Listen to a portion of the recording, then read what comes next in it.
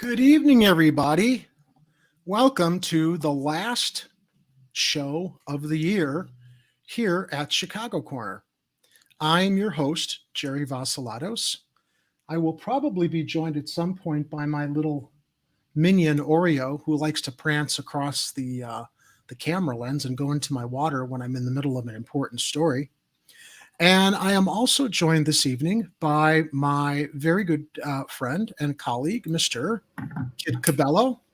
Salutations. As well as special guest panelist tonight, Mr.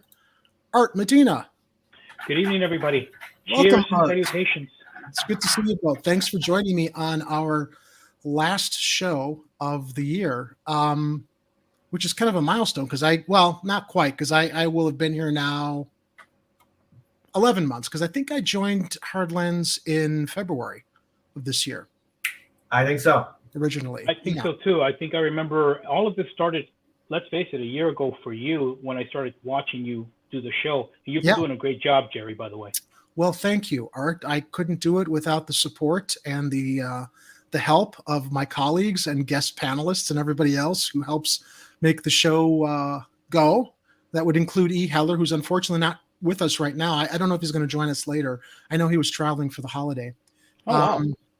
But and I see that we've got some great presence in our live chat. Hey, we got Kathy Powers joining us.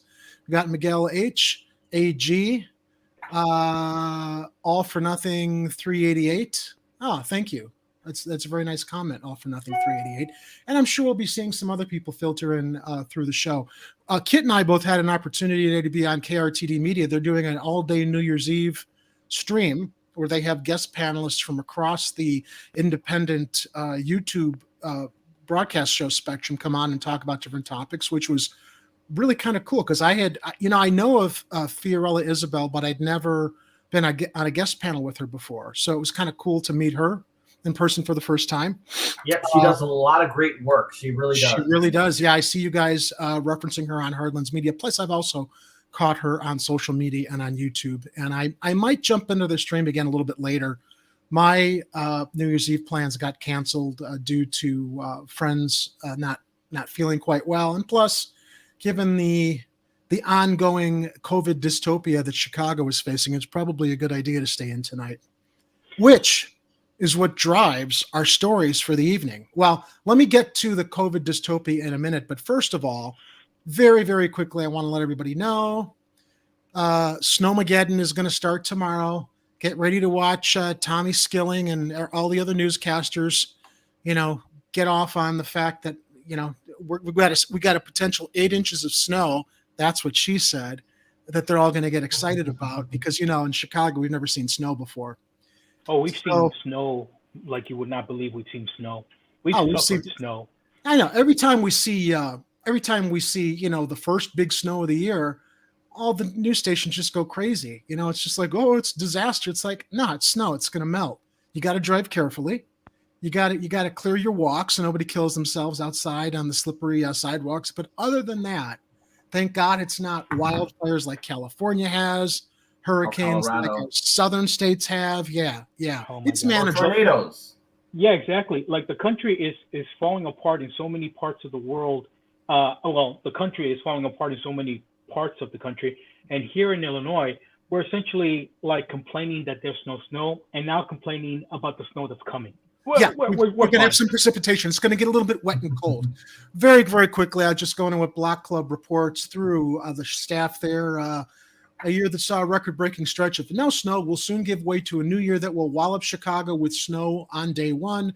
National Weather Service forecasts Chicago could get 8 inches of snow Saturday, with the heaviest part of the storm between 2 to 8 p.m. Saturday. Up to an inch of snow an hour will fall during that stretch, the Weather Service said. Make sure your snow blowers are gassed up. Make sure you've got your shovels. Get a little bit of exercise. Don't complain. It's only snow. I'm looking forward to it. It's nice to have some kind of a change of season here. A word of caution, though. There was reports about the people who want to do the shoveling, but they probably are not healthy and they might suffer heart attacks. So if you have somebody that is not going to have a heart attack and can shovel snow, ask them to do it for you if you know that you can't handle it.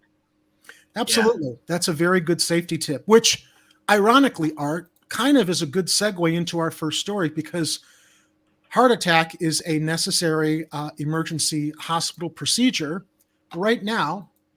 Because of our COVID surge, Illinois hospitals are advising that people should postpone non-emergency surgeries as state faces post-holiday COVID surge, the governor says. This comes to us from Kelly Bauer at Block Club. Officials are calling for Illinois hospitals to postpone non-emergency surgeries as the state, already in the midst of a record-breaking COVID-19 surge, faces a likely surge of post-holiday Omicron COVID-19 cases. Now, I lucked out. I had my shoulder surgery in the beginning of December because I kind of had a feeling this was going to happen. And similar to last year, 2020, when I had my knee surgery in February of 2020, well, nobody knew that the pandemic was going to hit us after that. But I got out of a rehab facility right as they were starting to shut down long-term care facilities for people recovering from surgeries or senior housing facilities because of all the horrible stuff we saw with the virus raging through care facilities and senior facilities. So I think we're looking at a similar thing here. Everybody came out to play in the fall, Thanksgiving into the holidays, and now they're going to be overburdened again. Well, the one thing about you, Jerry, when you had your surgery that you mentioned at the start of the COVID, I went to visit you at the rehab, remember? And we were talking to each other. And I kind of remember just saying to you, what do you think is going to happen with this COVID thing that's going around? And we kind of like just brushed it off. And then 2 years later, we're in that same situation, and we're kind of like wondering what's going to happen. And the sad thing is that it's all kind of like falling apart. But that's only because of the carelessness of a lot of people.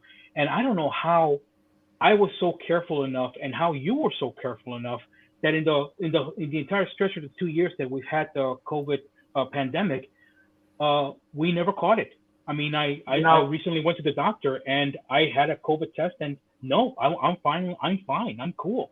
But not so many people. I'm surprised. Yeah, I don't think any of us could have foreseen back in 2020. We'd never seen anything like this in our lifetime, and we'd had several false alarms prior to that, specifically with, I don't want to say SARS was a false alarm, but it didn't spread as wide. But also when Ebola hit the United States, everybody was freaking out and buying hazmat suits, and nothing really happened from that either.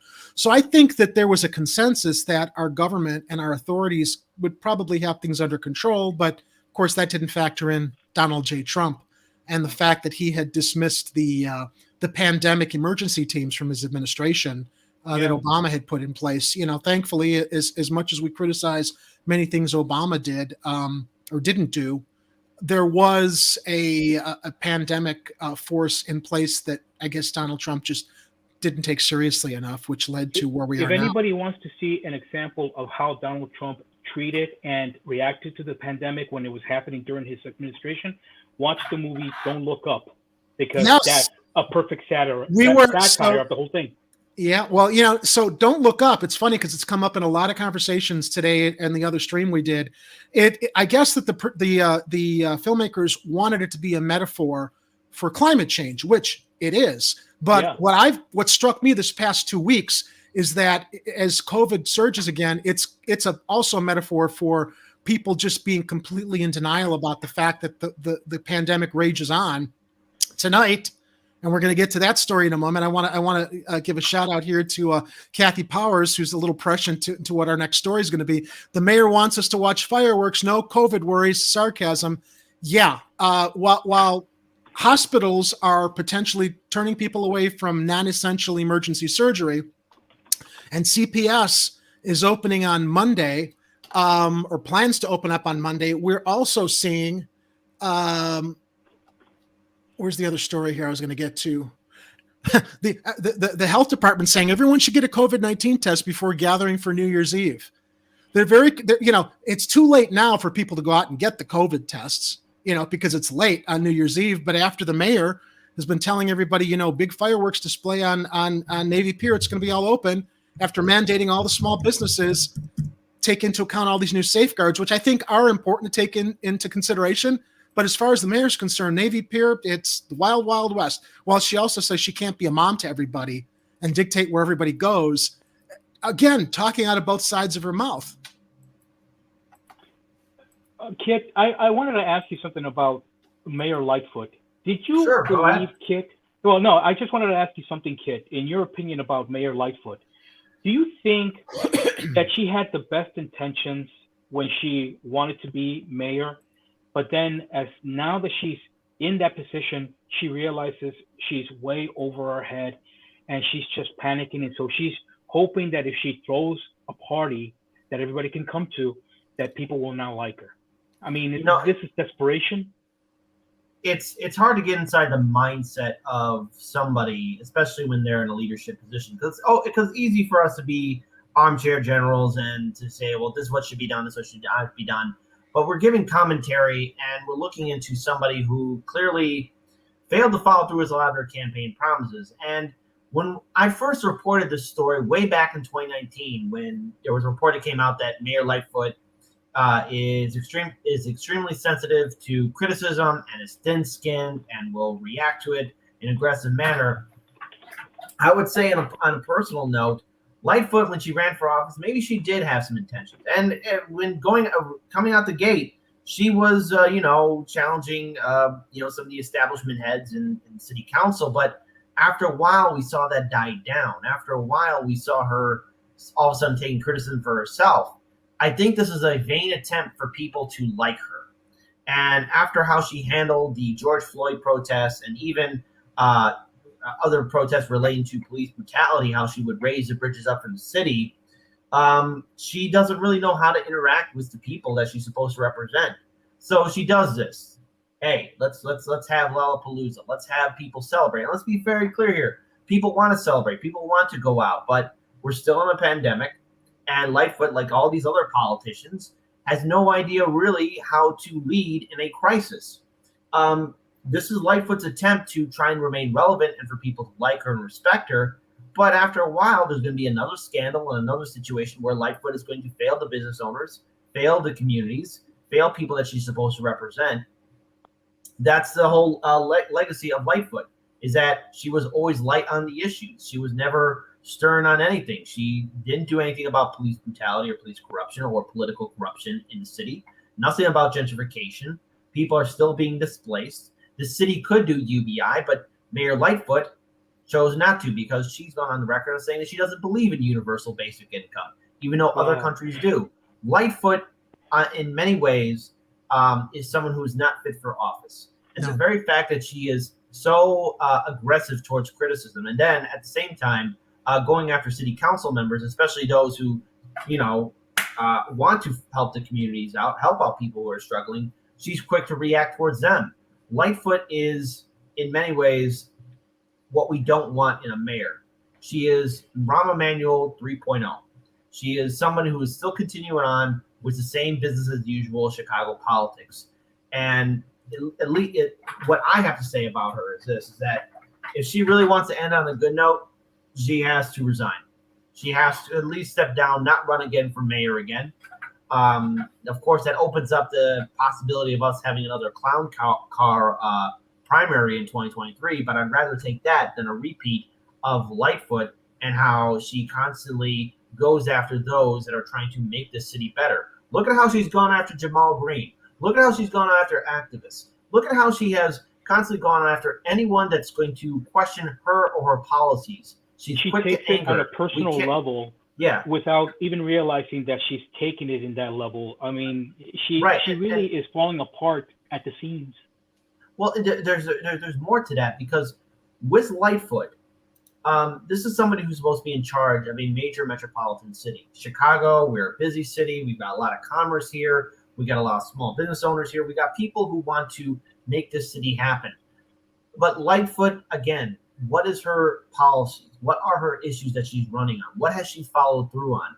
She does nothing but show. She does nothing but these song and dance maneuvers, trying to make it seem like she does want to make the city better.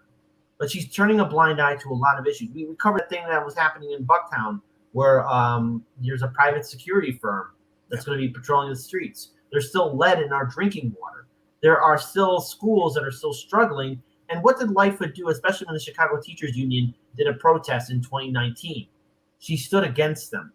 The very same people that in many ways voted for her. This is Lightfoot's legacy. And I'm going to take a word from Miguel H. She's Mayor Lightweight. Wow. If she is going to be this person that's going to be so quick to anger, she's got to go. She's not fit for the executive office of mayor of Chicago.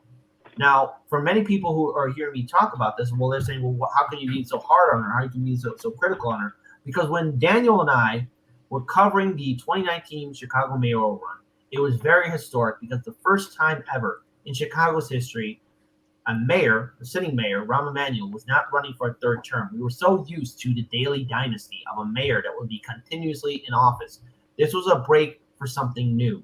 And Lightfoot, she won her primary. She went off against Tony Prettwinkle, and she won in a landslide. And for many of us, we saw this as, oh my goodness, maybe this will be the change the city definitely deserves. But we got more of the same and someone who is far more emotional for this job than is need be. And now that we're in this pandemic, similar to the politicians in Washington, D.C., they were never really prepared to help out the American people. And so because of Have either of you ever met Mayor Lightfoot or just actually interacted with her? I have. Well, there's actually a video. There's 3 videos on the Heartlands Media channel. And I'll be more than happy to share it with you if you give me your email maybe after the show. Sure. I did a interview with Lightfoot when she was a candidate. And then there was also a collage interview that we did where I asked all the mayoral candidates, where is Rahm Emanuel? Where is Rahm Emanuel? That's one of my favorite videos that we've done in 2019. That was actually a pretty good one. I used to work for the city of Chicago. Yeah, and I was going to ask Mayor you about Lightfoot. Your perception was seeing her in City Hall. Well, it's not that I saw her in action. She came to the department that I was working in to introduce herself after she had won the election. And there's just something that I just have to say. When I went up and I shook her hand, and she was shaking everybody's hand, she looked like she didn't want the job at all. I'm not surprised. I am not joking. I literally shook her hand. She wanted the power, Art, but she didn't want the job. That's what I think it comes down to. And it's like you just got elected the mayor of the city of Chicago. And she just looked like she didn't want the job, and I felt that. And you know what? It was the saddest thing I'd ever seen. I'm sorry to be like critical about that, but no, an honest perspective is we have the benefit of Kid having met her and you having encountered her. So I think that this adds some layering to like what people's perceptions are. And the fact that you're telling us she just didn't look like she wanted the job. It's like, of course she doesn't want the job, but she wanted the stature. She wanted the power. She wanted the position. Pat Brannigan says in the live chat, in deep dark navy blue Chicago, Lori Lighthead will get elected again. She is a gay black woman, and you're prejudiced if you didn't vote for her. I won't, call me whatever you want. I'm really on the fence about this. She's so reviled right now, Pat. If she does have the arrogance to run again, if she's got the arrogance to run again, I don't think that it's going to go as well as she plans, whether she throws a New Year's Eve party tonight and spreads that federal COVID money around the second time around or not. Yeah. Gentlemen, and again, I want to interject here. Look, Lightfoot did have identity politics working for her, and in many ways, she stood out compared to all the other candidates to win the primary to go up against Tony Prettwinkle, right?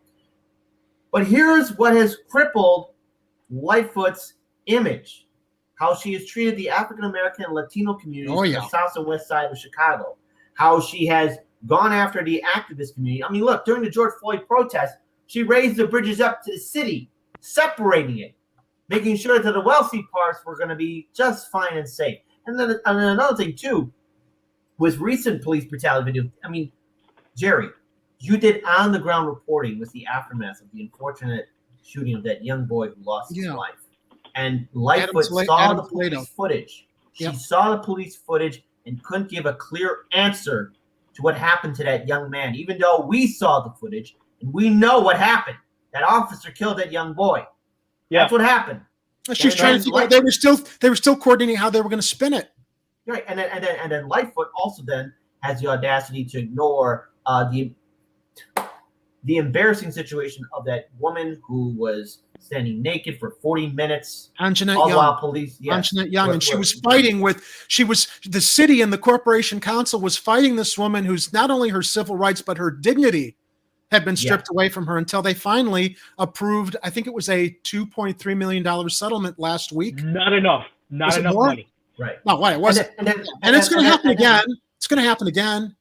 And then also on top of that, Lightfoot turns a blind eye to political corruption, police brutality, and then the city is still being gentrified. The South and West Side neighborhoods are still being gentrified. And when you do have activists like Jamal Green or anyone else that wants to, I don't know, turn an abandoned school, many schools are still abandoned, into a community center, Lightfoot is quick to reaction and to shut them down. Because he's got a better idea than her, Kit. The thing is, she doesn't want anybody outshining her. That's what it is. So the thing is, Pat Brannigan, you do bring up a good point about identity politics and its staying power. However, to Jerry's point and to my point, she has burnt the bridges of a lot of groups that would support her, and many of us, I think, in the city, want to see her gone. If she's so and how emotionally she is towards criticism, and then even have the audacity to say she wants different reporters to interview her, she doesn't even understand the whole thing. She doesn't understand the basic concepts of what's really happening with journalism, because you've got these venture capitalists that are buying out the media. And the thing is, there's diversity hires, but are you expecting corporate media to send out their diversity hires so they can ask you neoliberal questions? Because that can be called out when Jamal Green and a couple other independent activists went there to ask her questions. Yeah. You had Black people and Latino people asking her questions. She didn't want those questions, though. She didn't want those questions. Yeah. She uses the identity politics. She's only going to speak to people of color who are reporters, while she's ignoring the neighborhoods that the people of color live in. And she only wants the people the corporate approved people of color interviewers, not the ones who are going to ask her the hard questions. And then she flips out, and she goes all thin-skinned on everybody. Yeah, that's true. That's very true. And then Pat Brannigan, you also bring up, I hope so, but what nightmare will replace her? That's a big question mark. But at this point, I have zero confidence in Lightfoot in her ability to remain mayor. And that's the thing about politics, and that's the thing about the city of Chicago, and that's the whole purpose, really, Pat, of building this YouTube channel up. Chicago Corner, it's to make people aware who's running for mayor, who's running for different city council seats, so that we can have a higher voter turnout. And there are good people in the city council that are trying to bring in change. There's not enough of them, but there are people there that are trying to, at least 6 of them, that are trying to bring in change. We got to get more people in that care about the city, and focusing on the mayoral race, we got to, cut through the people that will be corrupt and pick out the people that will be actually representing this city. Is this an easy path? But this is our city, and we got to get involved. And this is what we want to cover honestly and provide objective commentary, even if we don't all agree.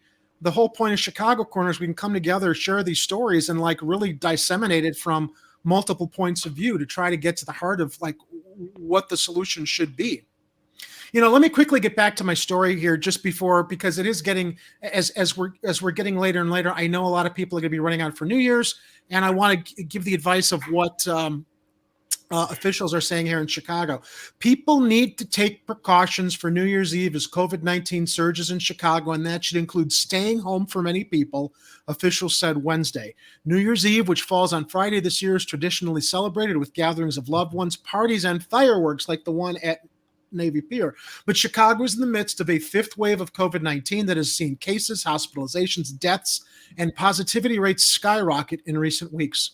It's vital that people be fully vaccinated, boosted, and get tested so they know their COVID-19 status before gathering for the holiday, Mayor Lori Lightfoot said at a Wednesday news conference, and we'll get to that in a moment also. We're recommending to everyone, even those who are vaccinated, to consider getting a COVID-19 test before gathering indoors with large groups, and people should encourage other attendees to get tested, Lightfoot said, all in the specter of our New Year's Eve party that is probably beginning down at Navy Pier right now with all of the businesses opening. Now, good on her. She's advising everybody. The health department's advising everybody to get tested. Maybe they should stay home. But in the same breath, New Year's Eve fireworks. Thousands, you know how it is down there. People are going to be parking on Lakeshore Drive, getting out of their cars like they're watching an asteroid coming down to Earth, like in that movie, Don't Look Up. So, Lightfoot defends city's downtown New Year's Eve fireworks amid COVID-19 surge. Be smart, be safe. I'm not going to be the mom and tell people what they should and shouldn't do, Mayor Lori Lightfoot said, urging people to get tested and vaccinated for a safer New Year's Eve. Maybe she should be the mom and say, you know what, no fireworks this year. You know, maybe one fireworks display far off that we can televise, but Navy Pier is closed. People can watch it on TV. This is not the way to deal with a public health crisis. Chicago will put on it. And plus, this is Chicago's biggest ever fireworks display. A 1.5-mile-long show along the lakefront in Chicago River for the holiday, the mayor's office announced earlier this week. The show will be broadcast on WGN, but organizers have also partnered with local businesses for food, drink, and entertainment, and there will be in-person viewing options. Event partners are located in close proximity to the display launch points, offering guests beautiful views and plenty of entertainment options. I would dare say those are also indoor establishments along Navy Pier. Visitors and locals alike, tourists, are encouraged to eat, drink, and be merry at a variety of partner venues and events. Who wants to bet what January is going to look like with lack of less hospital beds and more people sick after we've just gone through Thanksgiving and Christmas? And by the way, another one of my family members who's vaccinated had a breakthrough case, which is canceling our family get-together tomorrow, despite how careful we've all been, as well as being vaccinated. That's led to criticism from some since Chicago is seeing its worst ever COVID-19 surge, with cases, hospitalizations, and deaths up and still climbing. Some officials have said they're worried about healthcare workers and systems being overwhelmed. That's pretty fair concern. And the city will require some businesses to check patrons' vaccination cards beginning Monday, not tonight, Monday, in a bid to slow down the virus's spread and get people vaccinated. So let's figure out how many people might get sick tonight that, you know, if they get tested on Monday, those test results are not going to show, even if they've got their vaccination cards to go into establishments. It is a recipe for disaster. And of course, at the forefront of it is Lightfoot and Dr. Allison Arwady, head of the Chicago Department of Public Health, who urged anyone who is sick to stay home, even if they think they just have a cold or flu. They've also said people should get vaccinated, boosted, and tested before gathering indoors with others, and gatherings should be kept small. All right, so anyway, that's like the two sides of what's happening tonight.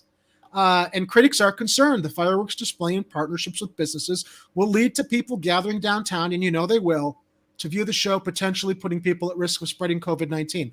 Look, I don't want to be a buzzkill, right? But how can we have one and the other and not it just people are not taking it seriously, because when they just say on one hand, you know, you got to give your COVID cards and vaccination cards Monday, but tonight it's okay, and we're going to have this big display where everybody can come out and eat, drink, and be merry because we want to open up the businesses on Navy Pier. This is why people aren't taking it seriously. And I think it was on Tuesday's show, as Ed said, keeping things closed for, oh no, maybe it was either you or Ed, but the fact that we just haven't shut shit down for 2-3 weeks straight, middle of this year, is why we are where we are right now. Because this economy, the gears just got to keep grinding. I'm sorry, I'm filibustering. Kit. All right, let's look at this economy. It's a consumer-based economy. But in 2020, our politicians abandoned us, and they assumed that we were all going to keep on working. The American people are exhausted. And in this city, the city of Chicago, what I've seen firsthand is this. Communities are struggling. People are being evicted from their homes. 2 or 3 jobs just to make ends meet doesn't even cut it anymore. People are hurting right now. We don't have Medicare for all. This pandemic is real. Now, look, I understand there's people who don't want to get vaccinated. There's people who want to get vaccinated. People wear masks. Point is, this virus is kicking our ass. And this virus doesn't care about your political beliefs, who you are, what you worship, who you're going to vote for. It doesn't give a damn, because it's not a living thing. But it's winning. It's a great way to put it, Kit. I've never heard it put that. And what we have to realize is that no matter what your decisions are, please be safe. I cannot predict how this thing will end. But what we can do is learn from it so that the next generation doesn't have to go through our failures. Corporate media failed us. The establishment failed us. Our leaders. Right now, we are all paying the price for it. So going Kit, into the new year. Kit, you actually hit it right in the nail, Kit, when you said that the leaders were literally ignoring the situation as it was happening. They were ignoring it, and as a result of ignoring the situation, they were also ignoring their constituents. They were ignoring the people. And rather than the leaders telling us, listen, if we all just stay put, we're going to be fine, but we have got to stay put. Pay people to stay home. Yeah, and guess what? Because they didn't do it, because even if they were informed by the top scientists and doctors in the world, they would be like, yeah, but I don't want my constituents to hate me in the next political election, so I have to let them out of the house. Like, no, the point is to keep them in the house so that they don't get sick. Lack of character and leadership they're spineless. They blow at the wind. What's going to improve their polling numbers? Look, I don't know how this would have played out, but my only solution to this entire situation but the opportunity's gone, because the lockdown is not going to work again, because so many businesses lost everything. Like that's not going to happen again. And even if it is, it's going to fail miserably. Here's what should have been done from the very beginning. Pay people to stay home. Pay them to stay home. Do a debt jubilee. Everyone's debt is forgiven. We'll worry about it at a much later time when everyone's already gone. And that's it.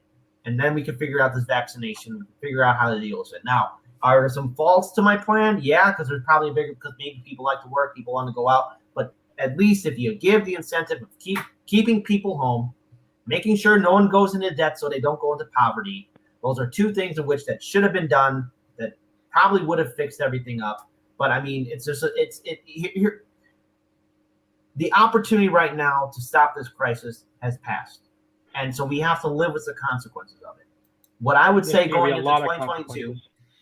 into 2022, all of us, no matter what your political beliefs are, no matter who you are, what generation you're part of, we got to go into this midterm election cycle realizing that we cannot vote in more of the same, because nothing will fundamentally change if we trust the very same people who abandoned us. We have to look at good ballot initiatives. I want to give a shout out to Roger Meadows. We have to look at putting these politicians, even third parties, through the gauntlet, the people's gauntlet, shouting out to Case Study QB, and actually getting involved in building grassroots movements that are not connected to Democratic and Republican lawmakers. We have to look at supporting independent media, and we have to start building community initiatives so that we can start providing for ourselves and not be so reliant on a system that was more than willing to abandon us and at the same time tells us to get back to work. Because the consumer economy that we have cannot function in the certain situation that we're in. And this pandemic does get worse. And then there's another variant that is far more deadlier than the Delta or the Omicron. It will severely impact this nation as a whole because we don't have Medicare for all. Kid, if I could interject, there was someone in the live stream we were both in this afternoon who made a very good point. Made a very good point that I'm going to add to. The solution that all of us in independent media might need to focus on is like not talking about the Democrats anymore, not talking about the Republicans, which we don't anyway, because they're bad enough on their own without us having to report on them. We just need to start focusing on the third parties and the candidates that are emerging that are not part of this two-party oligarch duopoly that has completely left us all behind. On top of that as well, I think that in addition to focusing on maybe only the third-party candidates and shifting our attention on them, we need to get more people out to vote. Last election cycle here in Chicago, I think that the voter turnout was 40%, 30 or 40%, or was it 40 to 50%? Regardless, less than half of Chicago came out to vote last election. So when you've got so many people that are, and I understand it, I admit I voted in the mayoral election and I voted for Lightfoot. You know, I've learned since then that at the time I thought she was the best choice amongst a lot of bad choices, but I didn't vote in the last presidential election because I was not going to vote for Trump. And I certainly was not going to reward Hillary Clinton for the way the Democrats rigged their own primaries a second time around legally, with Obama manipulating things behind the scenes in Rat Fuck Tuesday, as I like to call it, where he got Klobuchar and Buttigieg to coalesce around Biden. Yeah, we got to find the third party candidates. We've got the People's Party emerging. We've Jerry, go ahead. Yeah. So I want to give you the full number of the voter turnout for Chicago in 2019. Eek. How bad? I want to give a shout out to the source. It's from Chicago Block Club Chicago. The author is Kelly Bauer. This came out in 2019. Turnout was about 32% as of Tuesday night, meaning it could end up setting a record low for municipal elections in Chicago. In all, about 497,000 people cast a ballot out of 1.56 million registered voters, according to preliminary data. And you know why that number was low? Because people don't think that their vote counts, and they also are as disgusted as I was during the presidential election, not to want to hold my nose again and vote for the lesser of two evils, because the lesser of two evils is still evil. Now, in Chicago, I thought we had a chance because Lightfoot was a former prosecutor. She seemed to have her shit together, but as we talked about earlier, and have since she's, started lifting the bridges as early as the Floyd incident, she's in over her head, completely in over her head. And now for those that are being careful, okay, protecting themselves and wanting to make sure that they're not going to expose other people to potentially being infected, the COVID test shortages forced Chicagoans into hellhole pop-up sites with unmasked workers missing results. I've got one of these pop-up sites down the street here on Devon and Artesian near Western. I haven't been in there, so I don't want to speak for it. But I have seen these pop-up sites all over the city. They're opening up in abandoned storefronts, and I can only imagine that there's some kind of there's probably some kind of an advantage to these very quick pop-up sites to open up, because they can just submit the charges for the test to the federal government, since COVID testing is free. There's a huge surge of like all of these little pop-up sites opening up. And when I see them opening up, I'm like, okay, free COVID test, someone's paying for it. It's the government. But in the meantime, with these pop-up sites, they're unregulated. Results never come in. Workers fail to wear masks or gloves. Some facilities have tried to charge for tests that should be free. Yeah. This comes from Kelly Bauer at Block Club. Art, I know you had a story about this also. Let me just get through the details and I'll toss it to you because I've already talked too much. Chicago is facing its worst ever COVID-19 surge. At-home tests have flown off store shelves, and healthcare providers, clinics, and pharmacies have quickly booked up during the holiday weeks. The city and state provide few of their own testing facilities in Chicago. That's left many people scrambling and turning to largely unregulated pop-up testing sites that have in recent weeks appeared overwhelmed, chaotic, and using questionable practices. Pop-up testing sites are run by various companies, but more than a dozen Chicagoans told Block Club about numerous issues at such sites across the city. Results that have never come in. Workers not wearing masks or gloves. Workers telling people with insurance to put down that they don't have it. Lines that stretch down the block. Facilities that are dirty and so crammed full of people social distancing is impossible. Some facilities trying to charge for tests that should be free. I've passed by these places, and it's like, sorry, don't mean to be politically incorrect, but it's like we're looking at third world country facilities. Oh, yeah. In the United States, throughout the city. All right. Yeah, well, the thing is that around the corner from where I live, there was a vacant, empty store lot, and then suddenly it was open, and it's just a sign that says free COVID testing. But you look inside there, and the people that are there, they look like they are being taken advantage of by people who are there to take advantage of people because of the fear that's going around, because of the uncertainty, and not only that, but also the ignorance that people spread amongst themselves. Because, like you said, they are charging for these tests. That's a scam, and that's what some people will do because they know that the person that has come in for a test, it doesn't know everything. And you know what? That's the opportunity to educate them and to let them know that everything is going to be okay now that they are there. But no, somebody is going to take advantage of them. And all of these hellholes that are opening up are just taking advantage of people's ignorance and not helping at all. It is something that is, I just don't know what the decision was where they said, let's just take a storefront that is a small one and just put people in there and then hope people will go in and get tested. Well, how about this?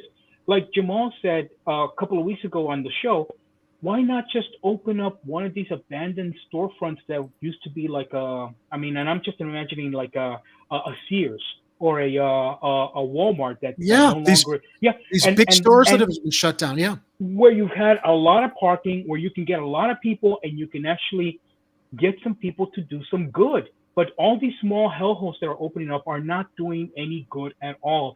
And it is so obvious, but yet the leaders are blatantly ignorant of that fact because they're the ones that set up the idea. And they thought that this would save them. They would save the whole concept of like people coming in for COVID testing. No, it's just made it worse. And they don't realize it, and they will never admit it either. Yeah, Kit. One more can say that hasn't been said already. Fair enough. I would say they need to learn from Spirit Halloween stores is what they need to learn. Yeah. No. What we need to do eventually over time is remember how this was handled by those who we trusted. And the fact that right now there's such a laissez-faire attitude to it, it does cause a little bit of me to be somewhat indifferent towards the situation, because if these politicians aren't going to care, it tells me that they never gave a damn about us, even when the times were good. And of course, maybe I'm putting on rose-colored glasses before 2020, just looking back at how things were different back then, but they don't care about us. And George Carlin was ahead of his time. They don't give a damn. I don't want to swear, but basically, they don't give a damn about you. They don't give a damn about you. They don't give a damn about you. Well, damn, that could. even playing the F word. So there we go. Yeah. The article goes on to say, officials suggesting everyone get tested, blah, blah, blah. While attempting to do that, many Chicagoans are finding the only open spots are at these pop-ups. Robert McNeese of Rogers Park and his family went to get tested December 22nd so they could submit the results to his daughter's school and be safe during the holidays. Their usual testing site was booked up, so they went to a pop-up that had been recommended by a friend. The McNeeses went to the site and followed its directions, which are common across such pop-ups. They scanned a QR code and took them to a website where they provided their information, including photos of their insurance cards and driver's licenses. See, this is what I think is at the heart of a lot of these pop-up sites. They know they're going to be reimbursed by the government, but because they're unregulated, it's just like the wild, wild west as far as how they're running the business properly, or the testing sites. They were provided a confirmation code and told when the test was done, the code would be submitted along with the test, McNeese said. But once they went inside, testing was not so straightforward. The facility was crowded and people were simply holding up their phones and being handed tests to do on their own. It was very busy and it was kind of chaotic. The family didn't feel comfortable, so they got their sample collection bags and went outside, then realized they hadn't been given instructions. McNeese went back inside where he found a clipboard with photocopied sheets and instructions, but copies were hard to read. They left without submitting any tests or providing any information showing they'd gone to the site. Why is it that in the wake of the fact that we saw for once vaccines were administered, I think, in a efficient manner earlier this year? It took a little while to get you vaccinated, but hospitals were set up in an efficient way that people could go in, get vaccinated, get a card to come back 2 weeks later. I don't understand why they're not paying the same kind of attention and regulating these sites as well as managing more of them. I mean, our health officials, our civic leaders, our health departments. If I can point something out, Jerry, this was a report from earlier this week, but I think families who do home COVID testing, at-home COVID testing, were never told where to drop off these COVID testing tests. I think that they just started to stack them up outside of a UPS store because they were never told, just drop them off in the mail or mail them off or take them to a store or take them to some place. They were just given the test. They went home, they gave themselves the test, and then they were told, just go drop it off here. And then when they got there, there was nobody there to collect them. There was nobody there to say, oh, you're here to drop off your test? Okay, Thank you very much. I'll take it to the proper places. Instead, they were just dropped on the floor and they were stacked up. And eventually Federal Express or UPS did come along and take them, but only after all these things were just out in the street because at that point, people were like saying, well, where am I supposed to drop this off? Nobody had an answer. So they just left it there, and they just went home. Is it that unkind to compare it to what we see in third world countries? No, you're absolutely right. I don't mean to like knock third world countries, right? But I mean, USA, right? Best country in the world. And this is how we're managing this public health care crisis. It is only the greatest country in the world if you have money. And guess what? Not everybody in the country has got money. Yeah. Mm-hmm. So going on to our next story, which is also related to everything we're talking about here. Now here's an example of a family that wanted to get tested before they returned to school because guess what, guys? School's resuming Monday. And I see that, unfortunately, who knows how many kids are going to be going back, being tested or vaccinated, depending on how their families feel about vaccinating kids.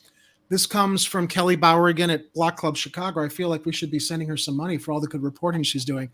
CPS will return to in-person learning Monday despite COVID surge, officials say.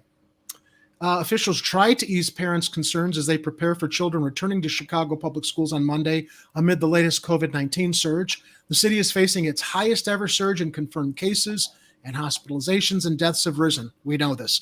The city has also seen a rise in the number of children now being hospitalized. It used to be kids were less susceptible to the virus because they were younger. They didn't have the comorbidities that older people or seniors had. Now we're seeing more children being hospitalized, with about 5 kids being hospitalized per day with COVID-19. Only about 34% of the kids 5 to 11 in Chicago have gotten a first dose of vaccine, are what he said. Only 34%. But COVID-19 continues to remain less risky for children, especially those who are vaccinated, and the biggest increase in new cases has been in people 18 to 39, according to city data. At the same time, CPS is set to bring students back to classes Monday. Now, before the show started, our friend of the show, Kathy Powers, mentioned to me in an email that there is probably going to be a sick-in. And what that means is that there are going to be a lot of kids not going back to school Monday because of these concerns. The fact that testing is not widely available and the fact that we're in the middle of another surge. At the same time, CPS is set to bring students back to classes Monday. That plan has been criticized by some, including the Chicago's Teachers Union and some parents who fear in-person learning could put children, school workers, and communities at risk for spreading COVID-19. The CTU, which has frequently butted heads with district and city leaders over responding to the pandemic, issued a statement Thursday calling on CPS and Mayor Lightfoot to pause in-person learning for 2 weeks. That's not unreasonable. They've already got a system in place where they can do at-home learning, which they used previously. They asked to pause in-person learning for 2 weeks unless the district implements more safety mitigations, including requiring all students to test negative for COVID-19.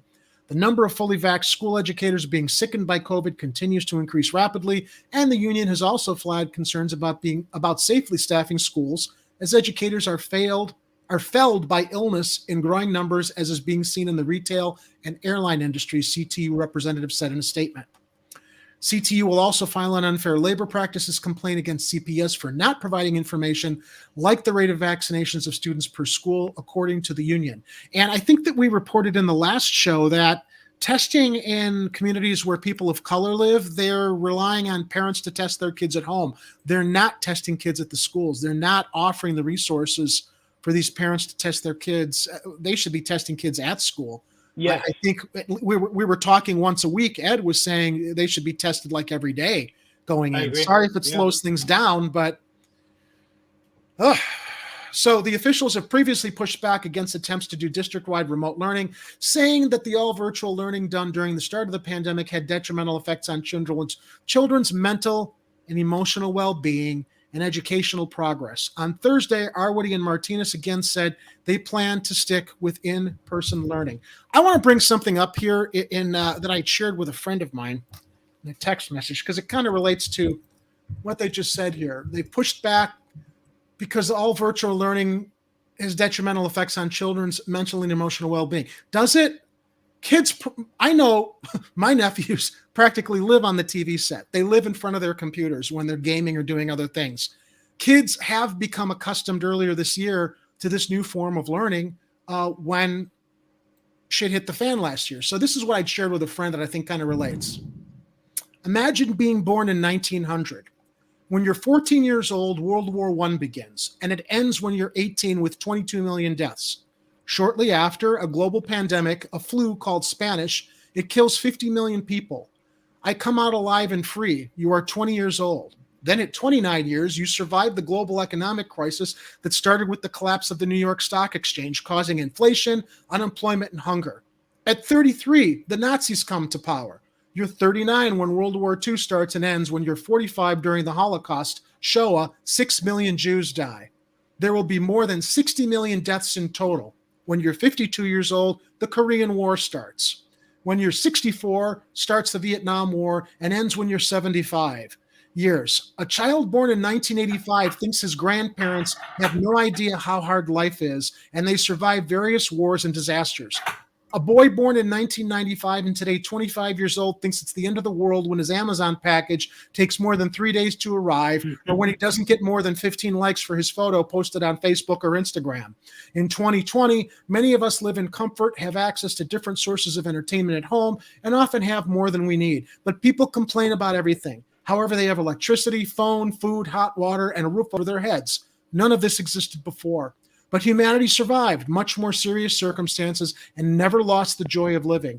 Maybe it's time to be less selfish, stop complaining and crying. And the reason I say that is, I'm sorry, I don't think that all virtual learning done at home for 2 weeks is going to be that detrimental to the mental and emotional well-being of kids' educational progress right now. Yeah, in fact, I think that we don't give kids enough credit. I mean, also, a lot of people actually think that kids are kind of like invulnerable, but the fact of the matter is that kids they can adapt to any kind of situation, but the thing is we're not giving them enough credit because we're not taking care of them. The people who actually are there to take care of kids outside of the home are not doing that, and it's actually a pretty sad situation. Because the kids are the ones that are getting the short end of the stick here, and they are being ignored, and the situation is going to get worse. And unfortunately, I don't know what's going to happen next, but it's not going to be a good thing. It just cannot be a good thing. There's one thing I like that speech you were reading from, but I will have to do a slight pushback on that. Because I know that my generation has gone through its fair share of situations. Oh, we have. People have been complaining. I don't mean to minimize that. I'm not minimizing it, but when you look at a 70 to 85-year-old's life and the things that they dealt with in the younger generation, I think that that's kind of a parallel to like what at-home learning for 2 weeks. Come on. Yeah. So here's the thing: at-home learning, make it happen. But the thing is, what we are seeing though is. And I think the reason why more people are actually yelling and quitting their jobs and just not giving a damn is because the system that was built was actually designed to more for the mindset of the economy of those who are right now in their 80s. Like that, the economy engine that we have, the infrastructure that we have here in this country is so out of date.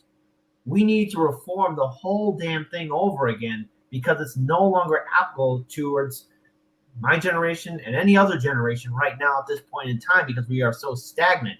And the sad fact is, especially with online learning, is that some of these homes may not have internet. That's another thing. All right, that's a fair point. That and we assume everyone's got computers, but yeah, you're right. That's true. And the thing is, until this country decides to do fiber and make it, the internet a free utility. It should be. Online learning is going to be a serious problem, and that's one of the big roadblocks I see happening. So we got to take that all into account. But we're in a pandemic, and we're in the richest country in the world. We can't provide health care. We can't provide UBI. We can't do free internet. So it's like right now everyone's left to fend. We have essentially been abandoned. And going right back to Chicago, we do have resources like the TIF funds to help out working class communities to make sure people aren't evicted. But remember, Lightfoot is not doing that. She's against UBI. We did stories on that. She's against universal basic income. She's going to be giving some $500 payments to a very limited amount of families from that federal COVID bailout that you talked about I had her budget address earlier this year, but that's barely going to be a dent in anything. Agreed. Glenn Wall in the live chat. Hello, I'd like to order a new country. Kathy Powers. For those who choose not to vaccinate, stay home. Well, we are vaccinated, but we're staying home tonight. Sharing New Year's Eve with all of our friends who chose to be wise and stay in tonight. So we've got one more story I want to go into, not so much pandemic related, but it is more of a look forward into 2022, where as much as we hope that there's going to be light at the end of the tunnel, we hope that light is not another train coming at us. Yeah. So let me pull this story up. So this comes from our friend Kelly at Black Club again. I think this was like 6 for 6. Oh no, I'm sorry. Wasn't from. Is it from Kelly? Kelly Bauer? We'll scroll up again. Oh, this is from Pascal Sabino, Mina Bloom, and the Black Club Chicago staff. So 2022 brings new laws to Illinois. And from a ban on hair discrimination to new rules about getting takeout, 2022 laws will change how Chicagoans eat at restaurants, how they're educated, and more. I'll tell you, Kit and Art, this hair discrimination thing I read about, I'm just like flabbergasted that they even had to pass a law to protect kids because of how, sorry, pardon my French, fucking racist the policy was that they had to push back against. So let's get to these new laws. Here's a closer look at 22's new laws. Schools can no longer crack down on knot and wide hairstyles, and they must do more to protect children from sexual misconduct. That's something we reported on a lot in the past month with the scandal at the military, the Logan Square military school. Chicago restaurants must stop offering pop as a default drink for kids' meals, high on sugar, and limit how much single-use plastic they give to customers ordering takeout. So here's the ban on hair discrimination. Again, I was like flabbergasted this was a thing. When 4-year-old Jet Hawkins came to his West Side school in March sporting braids, can you imagine this? Administrators told his mother the hairstyle violated a policy that banned several black hairstyles, including locks, braids, and cornrows on boys. Jet's mother, Ida Nelson, pushed back, saying the experience of, quote-unquote, policing black children's hair, you'd think they have more important things to police, but can impact a child's mental health, self-esteem, and confidence. Agreed. Such policies also encourage black people to assimilate, to fit in with white culture and discard their history and their black culture, Nelson said. The story caught the attention of Senator Mike Simmons, who keeps his hair in long freeform locks, who drafted the bill with the Illinois State Board of Education. The law requires the state board to complete a review of board handbooks and policies to ensure they don't single out and ban black hairstyles like cornrows, locks, and braids. The law also directs the state board to produce educational resources for schools about hair discrimination and the histories behind protective hairstyles black people often use. Jet and his mom were on hand when Governor J.B. Pritzker signed the Jet Hawkins law in August. It goes into effect January 1st. Good on them. Good on Governor Pritzker. Good on the lawmakers. I couldn't even imagine anybody telling a kid you can't come to school because of your black hairstyle. What the fuck is that? Yeah, that's actually, you know what? Here's the thing. I remember when I was going to school, The Simpsons had just premiered on Fox. And that was that great quote from Bart Simpson, "Eat my shorts." And they had a report of a kid who brought to school a T-shirt that said "Eat my shorts" from The Simpsons, right? Which is shockingly tame in today's world. Totally. Yes, exactly. Now, here's the thing: if you can imagine this, okay? If you can imagine how the kid was told, "Go back home. You can't wear that. You can't wear that T-shirt."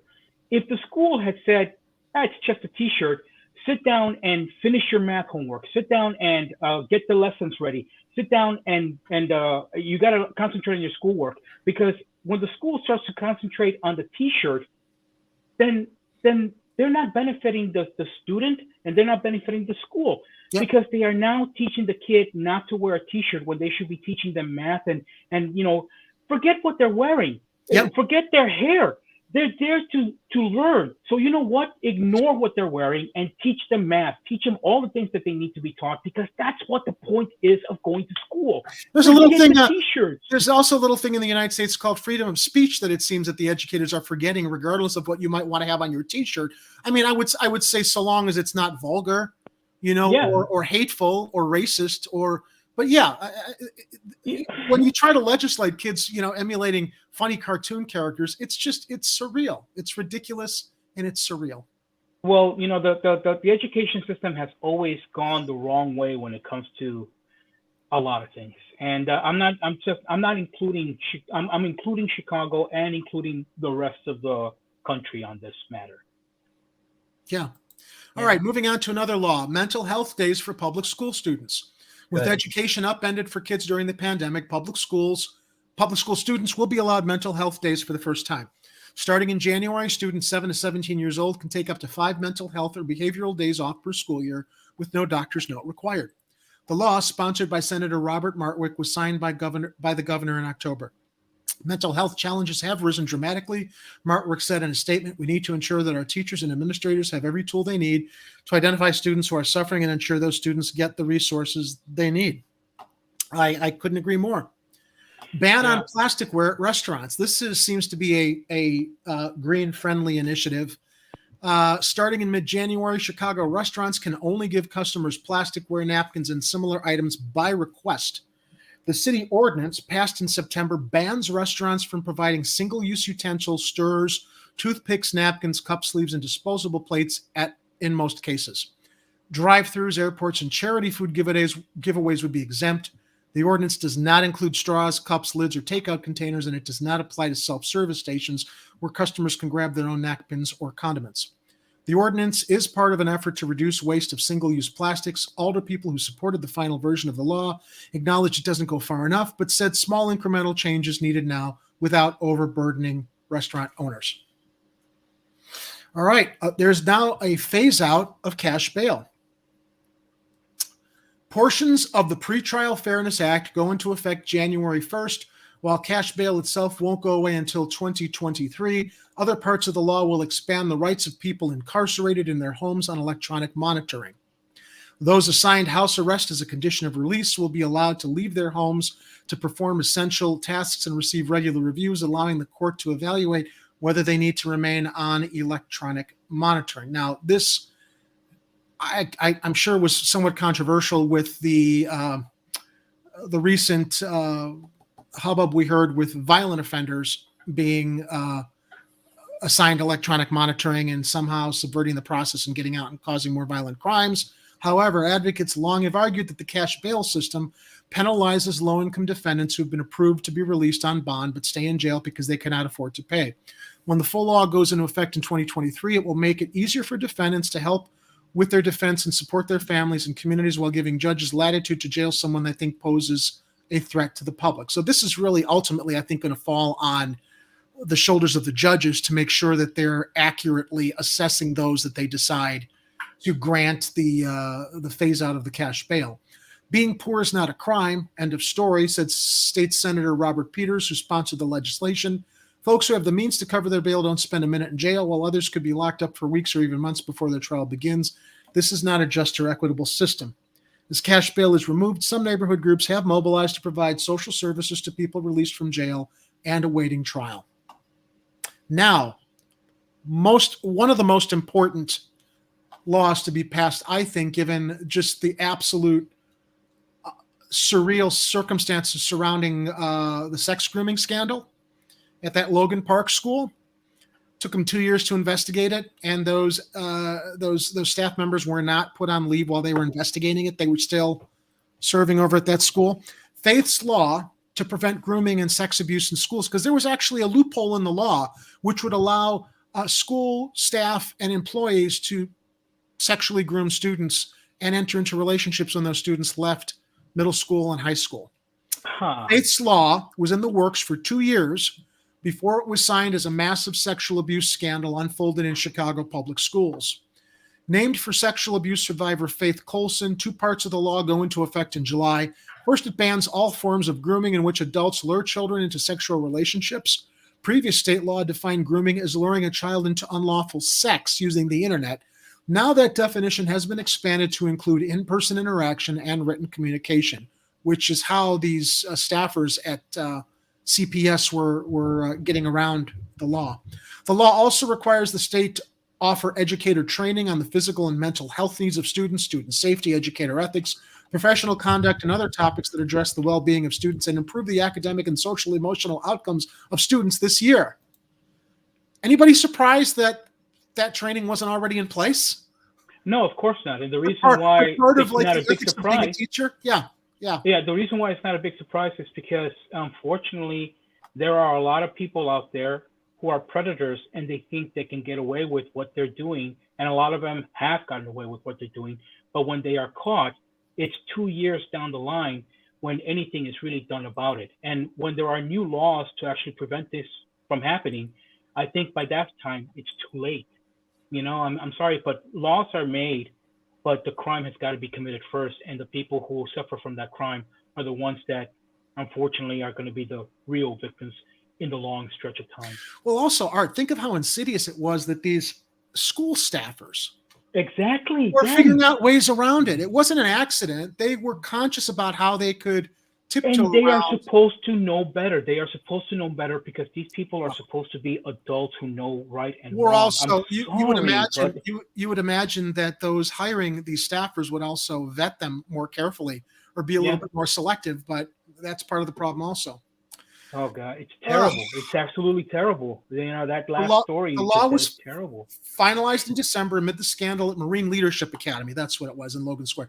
Investigators uncovered multiple instances of grooming, but CPS leaders said state law didn't allow criminal charges because no sexual contact occurred with students until they were legal adults.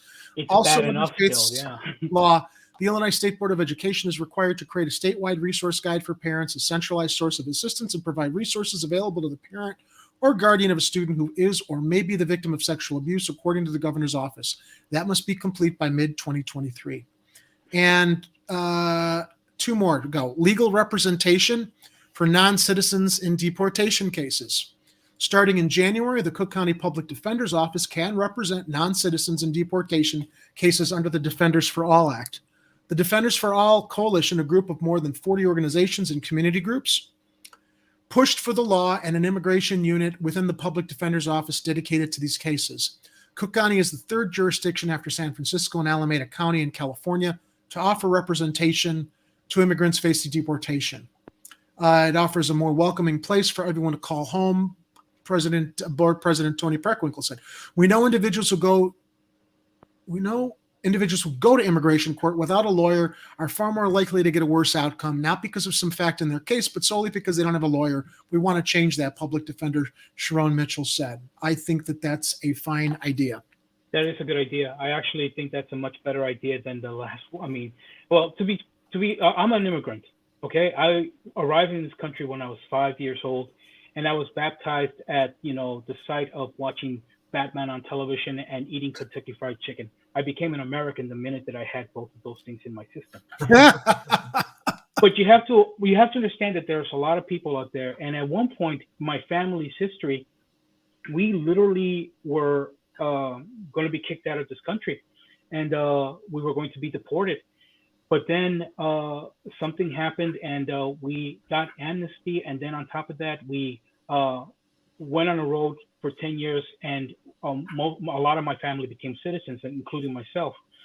And so I love this country, and I think that one of the things that this country has got to always do is they have got to protect the rights and help immigrants who come to this country. This is a country built on immigrants. When I hear, exactly, look, I'm Greek. Okay, so my grandparents came over here on the boat. They immigrated through Ellis Island. When I hear modern day Greeks complaining about the immigrants coming and taking the jobs, I look at them. I'm like, do you remember where you came from? Yeah. Do you remember our grandparents coming over here and having my parents or your parents?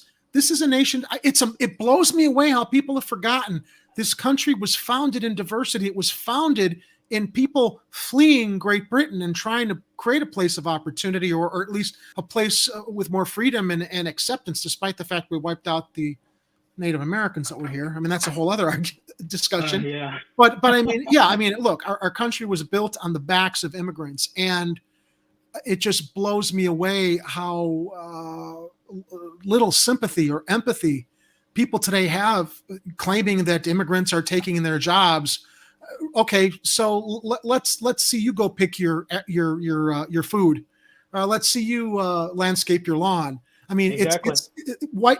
I'm sorry, most white people don't want those jobs. That's very I know true. it's politically. I'm going to sound politically incorrect, and those jobs should not only be taken by immigrants, but they generally provide the workforce in agriculture and helping with labor. And, you know, they're not taking the high paying jobs. If anything, they should be earning more, but it's the fault of our corporations and businesses that don't want to pay Americans a fair living wage, which is why we have this workforce here that we need and that we should not demonize or ostracize.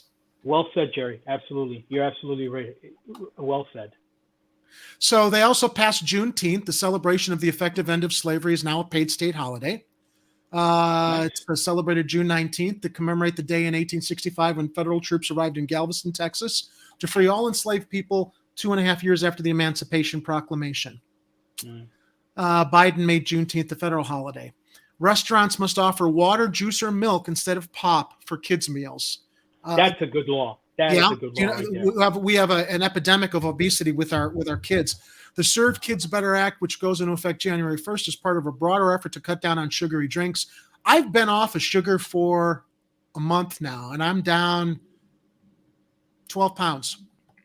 Makes a difference. And when you see how much sugar kids take in, whether it's in their cereals or the drinks that they get with their Happy Meals, it does explain the epidemic of obesity and health problems we kids face.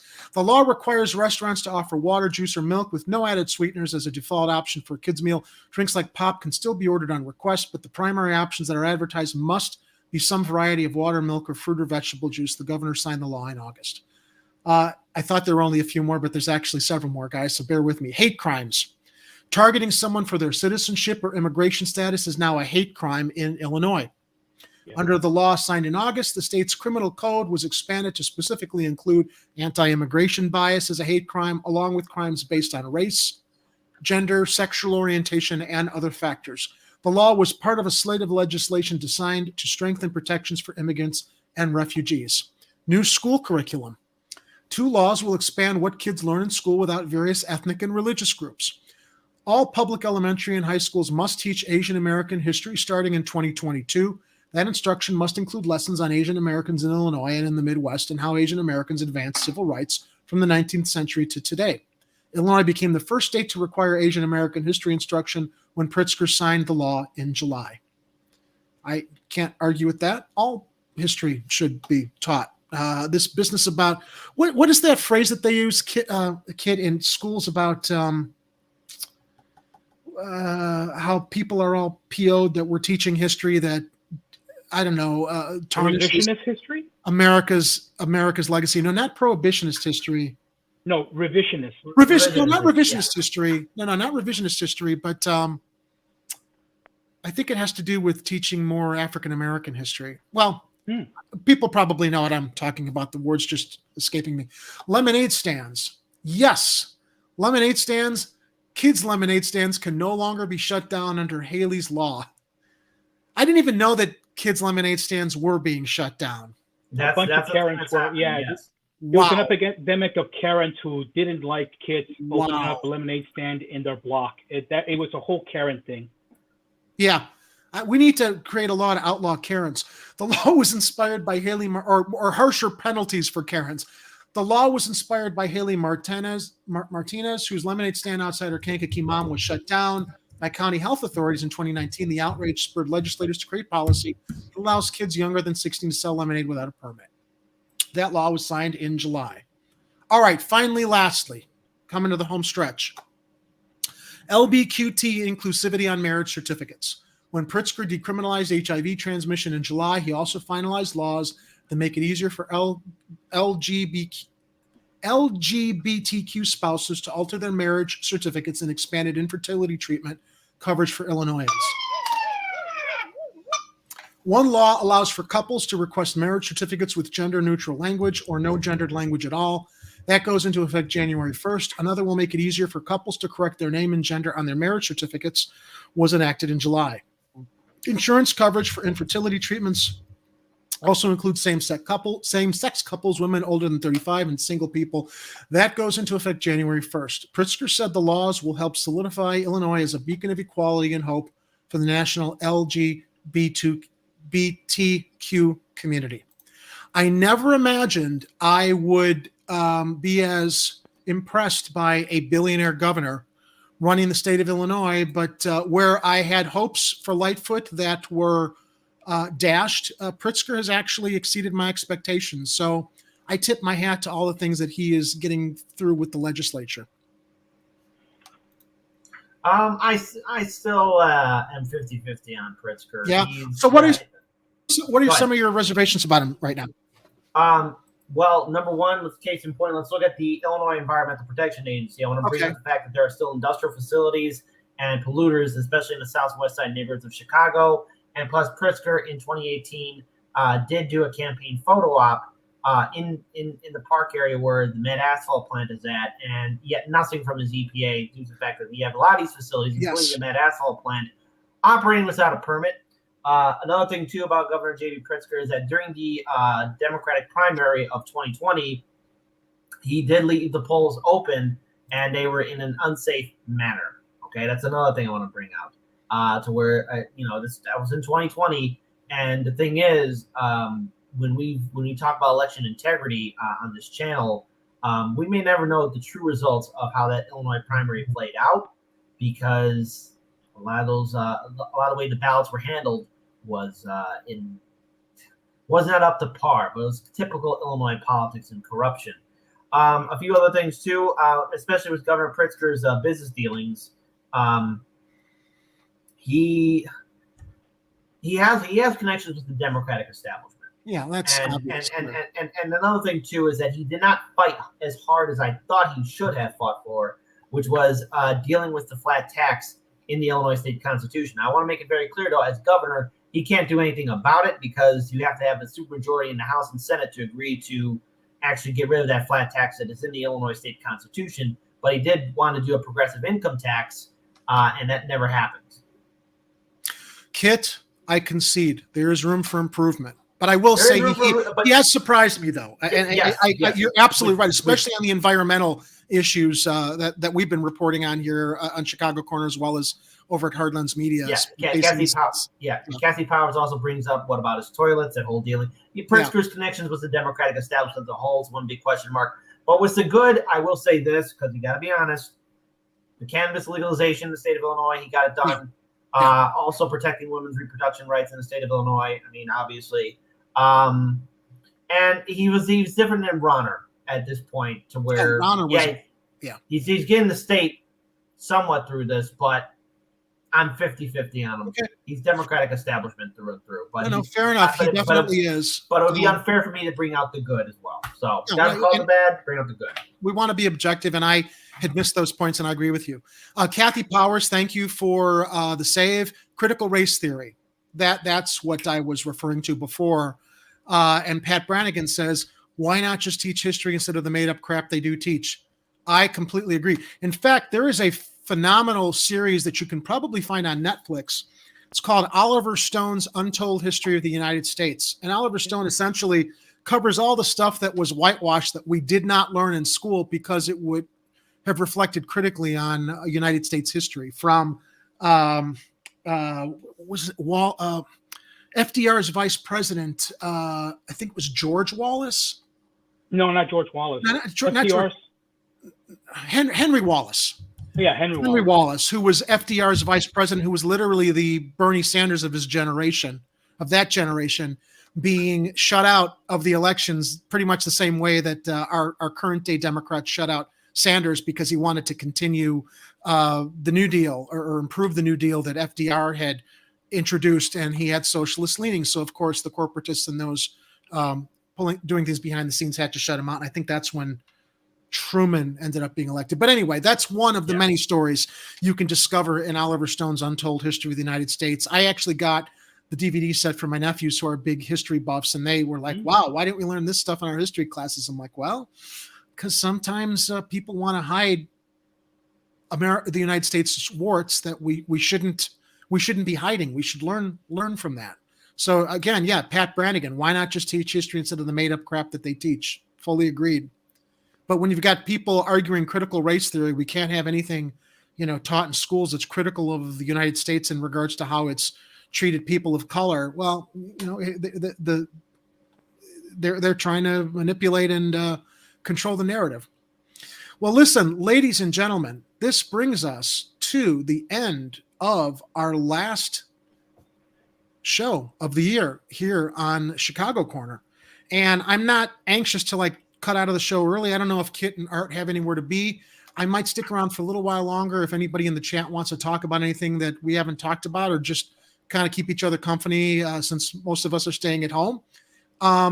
But I want to thank my panelists here, Kit Cabello and Art Medina. What do you guys have planned for the new year? I have planned. Oh, go ahead, Art. Okay, well, thank you so much, Kit. I appreciate you letting me go first because I'm going to go on for a long time. But anyway, you know what? Here's what I'm going to do. I am going to get together with a couple of friends tonight. I'm going to go to their condo, and I haven't seen them in a while.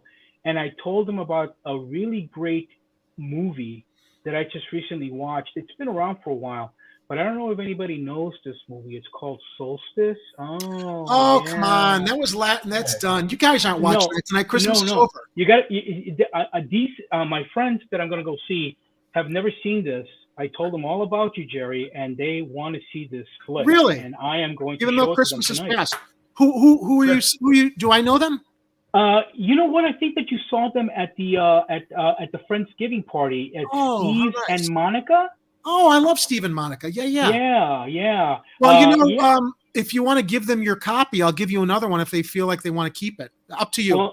Well, no, I've this was my copy, and I want. I probably autographed it. Well, no, I was going to say I could give you one. I mean, I still have plenty in the box over here since we didn't sell any for our this one is autographed. This one is my copy. Okay, all right. Well, if they want one, let them know. I'd be happy to send them one. But I wanted to say one thing before I actually shove away here. Happy New Year to everybody, and God bless and long live Betty White. The most depressing news that I can get today is the fact that Betty White is unfortunately now gone, and she didn't make it to her 100th birthday. And it would have been lovely if it had, because everybody would have celebrated her. But everybody's still celebrating her, and I got to say that.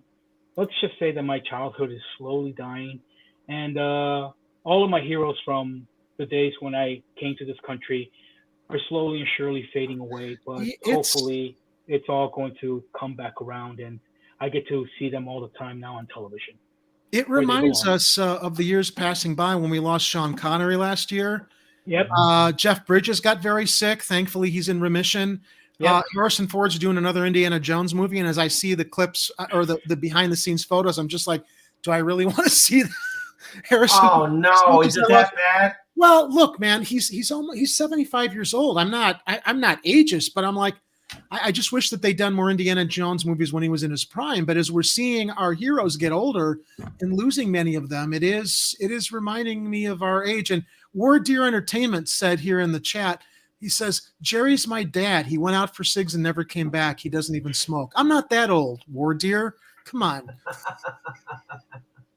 But I hear what you're saying, Art. And watching our heroes and on the celebrities that we idolized and looked up to growing up get older too we're not young anymore. Kit, no. What's up with you? How are you having a fun time this holiday?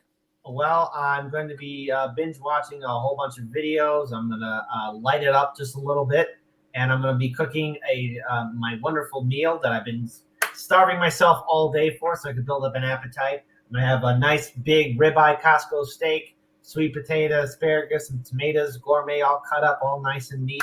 Glass of wine, some whiskey, Japanese whiskey, mind you. And I got some champagne for myself, too. Champagne. Did you ever see Christopher Walken's routines on SNL? I am the Continental.